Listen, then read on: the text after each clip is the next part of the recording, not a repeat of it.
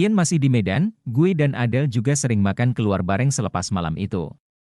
Ian sendiri pun mengetahui hal itu, karena memang Adele selalu cerita kemanapun dan dengan siapapun dia pergi ke Ian via SMS. Semakin gue sering jalan dengan Adele, semakin mengerti pula gue akan sikap-sikap Adele yang selama ini tidak gue ketahui. Adele ternyata anaknya cukup supel dalam bergaul, apa adanya dan tidak gengsian pastinya. Bahkan pernah gue ajakin makan ke si Gembul, warung Burjo, yang jual Indomie goreng telur kornet keju kesukaan gue, Yummy, pun dia mau. Keadaan itu pun tidak berubah bahkan setelah Ian pulang ke Bandung. Di saat Ian sedang sibuk dengan urusannya, gue dan Adele sekarang udah menjadi mitra kuliner di seputaran Ciumbeluit. Tampaknya Ian pun tampaknya tidak keberatan dengan hal itu. Dan gue sendiri juga mulai sadar kalau gue enggak berhak apa-apa terhadap Adele. Gue pengen rubah pikiran gue terhadap Adele, gue benar-benar pengen anggap Adele ini sebagai teman gue, bukan Adele sebagai suatu makhluk yang gue inginkan. Tapi terkadang pengorbanan gue terhadap Adele melebihi seorang teman atau sahabat sekalipun. Tuut, suara telepon gue bunyi, buset, siapa jam 3 pagi subuh gini nelpon, dalam batin gue yang saat itu emang baru aja selesain main komputer dan akan beranjak tidur. Hah? Adele, gue lihat di layar HP gue, halo Del, ada apa? Tanya gue, tuh tolong dong tuh. Suara Adele terdengar lirih tertutup suara hujan lebat. Hah? Kenapa lo Del? Halo Del, gue sedikit panik, jemput gue tuh, bisa ga? Suara Adele masih samar gue dengar. Hah? Gak jelas suara lo Del, kata gue lagi, tolong jemput gue tuh. Adele mulai mengencangkan suaranya, jemput gue di depan diskotik XXXXXX. Bisa gak tuh, pinta Adele, lo kenapa Del? Lo sama siapa sekarang? Tanya gue yang masih kebingungan, udah kesini dulu aja. Lo tahu tempatnya Han, teriak Adele dari seberang sana, tahu-tahu. Jawab gue udah lowbat nih, lanjut Adele lagi. Emang gak ada taksi lewat di sana Del, tanya gue, gak ada jawaban lagi dari seberang sana. Call ended. Tulisan di layar HP gue. Abis lihat itu, gue yang setengah ngantuk ini cuma bisa bengong, buset jam segini suruh turun ke bawah jemput Adele, mana hujan deres bener lagi. Lagian mau naik apa gue, batin gue, motor aja kagak punya. Biasanya juga minjem motor ama anak bawah kalau kepaksa. Tapi ini jam 3 pagi, masa gue ketuk pintu kamarnya buat minjem motor, pikiran gue udah mulai kalut.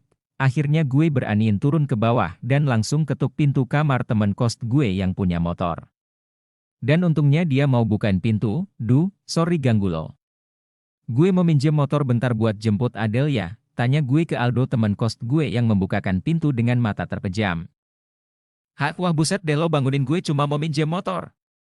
Gue kira ada apaan, kata Aldo sambil kucek-kucek matanya, gak tau nih si Adele barusan nelpon gue, katanya minta dijemput terus tiba-tiba HP-nya kehabisan baterai, jelas gue ke Aldo, ya udah lo pakai aja nih, gue mau tidur lagi, sambil ngasih kunci motornya ke gue. Sorry banget ya gangguin lo, gue juga gak tahu mesti gimana lagi soalnya. Lanjut gue dengan gak enak hati, gak apa-apa deh. Tapi gue gak ada jas hujan loh, jelas Aldo. Waduh, udah deh gak apa-apa, kata gue sambil nerima STNK motornya. Alhasil gue berangkat subuh itu hanya dengan bermodalkan jaket jeans gue dan celana training menembus lebatnya hujan di Bandung. Asli hampir mati kaku kedinginan gue selama perjalanan. Kalau enggak ngingetin si Adele, beneran gue ogah ginian lagi. Dengan rahang yang udah hampir kaku dan gigi yang gemeretak akhirnya gue sampai juga di depan diskotik yang dimaksud. Gue nemuin Adele lagi jongkok bersandar di dekat diskotik, posisinya sedang memejamkan mata. Del. Gue tepuk pelan bahunya, haa. Adele membuka matanya perlahan, waduh nih anak mabuk, kelihatan banget dari matanya, batin gue, ayo balik. Lanjut gue. Oh elo udah dateng tuh, jawab dia, perasaan tadi di telepon dia bisa normal ngomongnya, batin gue, pusing kepala gue tuh, anterin gue balik ke kos Tia, kata Adele berusaha berdiri, ya udah ayo, sini gue bantuin lo, sambil gue papah Adele ke arah motor gue, lo gak bawa jas hujan tuh, tanya Adele yang gak sadar kalau dia sendiri udah basah kuyup selama gue papah, duh ini anak. Setengah sadar bener, batin gue, gak bawa Del. Udah yang penting sekarang lo balik bareng gue ke kos, kata gue lagi. Akhirnya pulanglah gue ke kos, Sekali lagi menembus dinginnya hujan subuh itu, gue suruh Adele meluk gue kenceng-kenceng karena gue takut dia jatuh di tengah jalan. Sesekali gue megangin tangan Adele juga untuk memastikan eratnya pegangan. Walaupun Adele udah meluk gue dengan erat, tetap aja hawa dingin yang menusuk tulang gak mampu mengalahkan hawa tubuh Adele yang saat itu memeluk gue. Setengah perjalanan, gue sendiri hampir gak kuat. Rasanya udah sampai ke otak gue dinginnya. Kepala gue juga semakin kerasa ditusuk-tusuk, tapi syukurlah gue bisa sampai di kos tanpa kurang satu apapun. Adele sendiri tampaknya juga kedinginan, tapi dia sama sekali tidak mengeluh selama perjalanan. Sesampainya di kos, gue sendiri masih harus memaafah Adele ke atas, tapi sekarang Adele sudah mulai sedikit sadar dan mulai merasakan kedinginan, dingin banget tuh. Kata Adele lirih, gue lihat bibir Adele juga sudah mulai membiru, mungkin dia udah kedinginan semenjak tadi. Tapi kadar alkohol membantunya untuk tetap hangat. Sekarang kadar alkoholnya sudah mulai menghilang secara perlahan, tuh dingin banget tuh, kata Adele yang saat itu gue dudukin di kursi balkon. Duh bentar ya Adele, gue turun ke bawah bentar cari air panas, kata gue. Akhirnya gue langsung buru-buru turun ke dapur kos berharap masih ada sisa air panas di termos. Gue nemuin termos yang masih berisi air panas dan langsung gue bawa naik ke balkon. Bentar ya Adele, gue ambilin gayung sama handuk bentar, kata gue.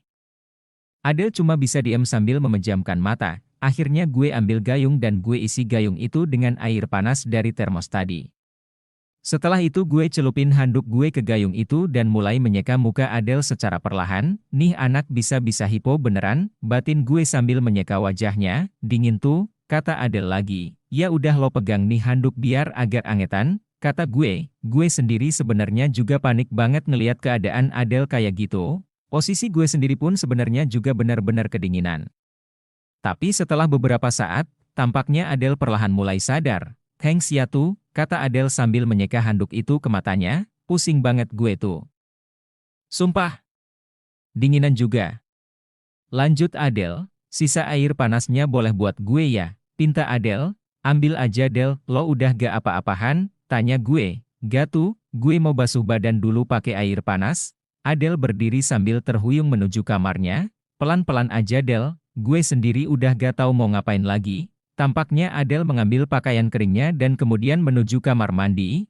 Setelah Adele masuk kamar mandi, gue pun bergegas masuk kamar gue buat ganti baju gue yang udah basah kuyup. Setelah berganti pakaian, gue pun masih nungguin Adele di balkon. Adele belum keluar dari kamar mandi, dan gue masih merasa was-was dengan keadaan dia. Klik. Pintu kamar mandi dibuka. Duh.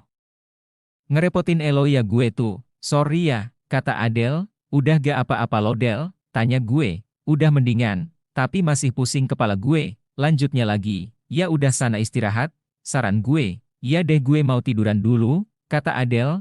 Klik. Pintu kamar Adele pun ditutup. Wih, lega banget gue saat itu, untung aja Adele gak kenapa-kenapa dan akhirnya gue pun masuk kamar gue langsung merebahkan diri di kasur dengan selimut rangkap 2. Duh Del, ini pertama kalinya gue nolongin lo teller ampe kayak gini. Tapi beberapa kali setelah ini gue juga sempat nolongin Elo teller yang enggak kalah parahnya.